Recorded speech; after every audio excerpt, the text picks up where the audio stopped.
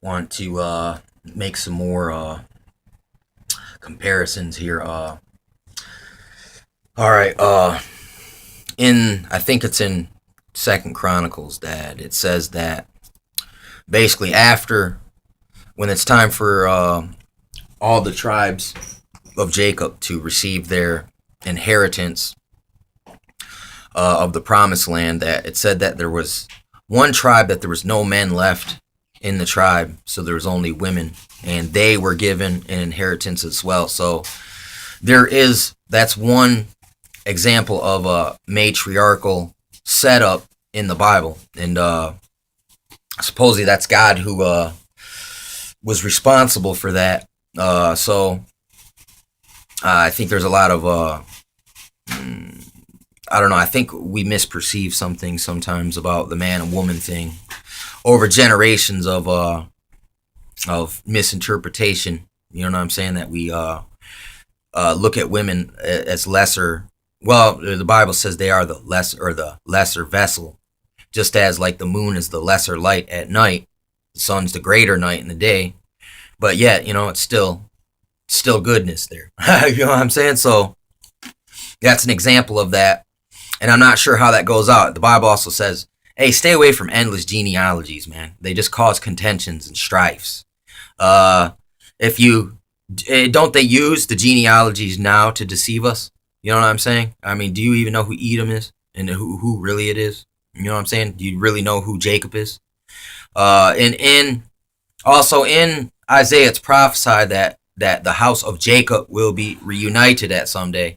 The spirit of Elijah will come and reconcile the fathers unto the sons and the sons unto the fathers. You know what I'm saying? This is prophecy. Has to happen at some point. All these other ones have happened. These things will happen. You know what I'm saying? I'm not saying it. God said it. It's in the Bible.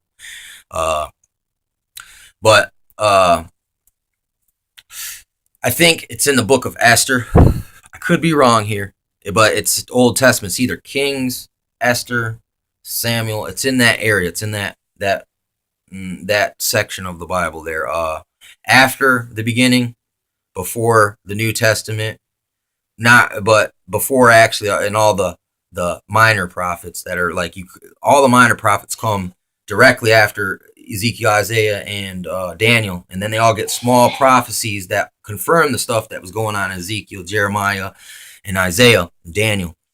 So it's pretty crazy. If you don't know that schematic there, a lot of people don't know that schematic. It's like the Jews are only obsessed with the first 5 books. They don't like to listen to the middle books because they prophesy Jesus and they reject the gospel. You know what I'm saying? So, and then you got these people now, the churchianity crowd, who only keep you focused on about 3% of the gospel in the New Testament. And they totally, or they go and give you a little part of Genesis, a little part of Exodus, and that's it. And then they kind of keep you, they tell you they don't show you what's in the middle. You know what I'm saying? And I see this happens a lot. A lot of people err there because they're unlearned and unstable in their what they know, because they're missing too many pieces to the puzzle to shed the light, and it keeps the strong delusion alive there, because there's just they're ignorant of certain little tidbits of information. Because do you think any little tidbit of information is just trivial or overlookable? It's not. It's line upon line, little by little, precept upon precept, man. And so that's exactly how that works there. You can start in the middle and work your way outwards to the end and back to the beginning too, or from the beginning to the middle, then from the end back towards the middle. There's many. You should come at the Bible all those different directions, like, and you'll get each time. When you only got line, but once you operate already upon line, and then you see the line again, you're getting a threefold vision into it when you can tie all the pieces together, and then you can also step out with certainty and confidence, more so.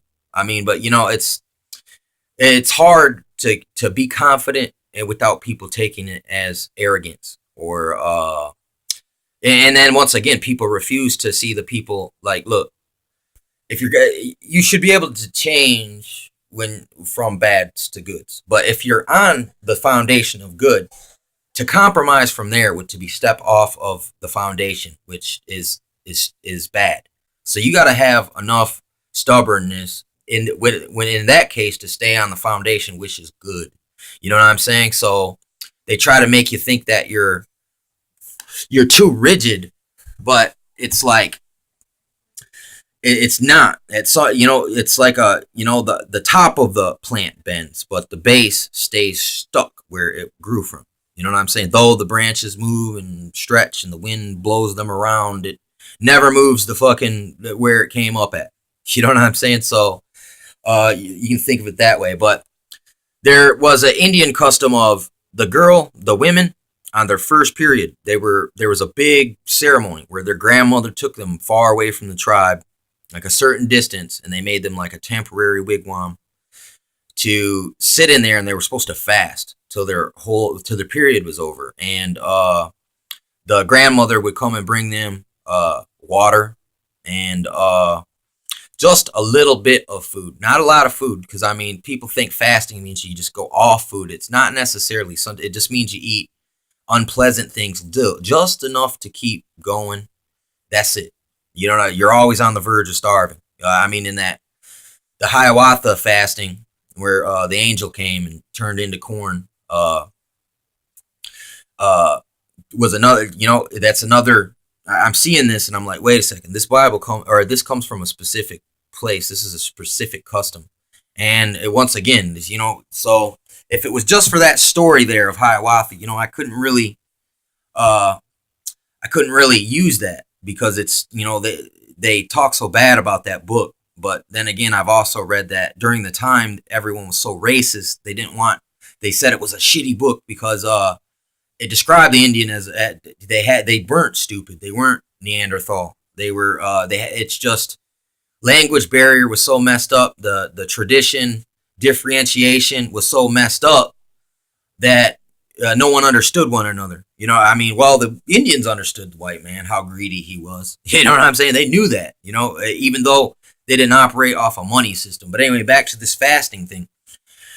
I think it's in Esther, or maybe it's in Chronicles, but it says they follow this tradition unto this day, where it sent their daughters to the mountain by themselves, and I think it might have said with their grandmother who's already been through it, and they make them fast until their period's over. And I mean, if you read the old, Exodus and Numbers and stuff and Deuteronomy, there's a lot to do with these weird blood situations. Like, and the Indians were aware of this. And I mean, I guess the men, when they hit a certain age of maturity, like something happened, like they've been taught how to hunt, how to make their stuff, and basically they have enough skills to become a man. They send them on a fast, and in this fast, they're given instructions for the course of their life. And I mean, we've been this understanding has been totally just forgotten and done away with. But look, there's little reminders that scream out from the past that no, these things, the reason why was it done away with? Well, then you wouldn't make that connection in the Bible to that to the fact that the women on their first period, they are forced to go away from everyone else.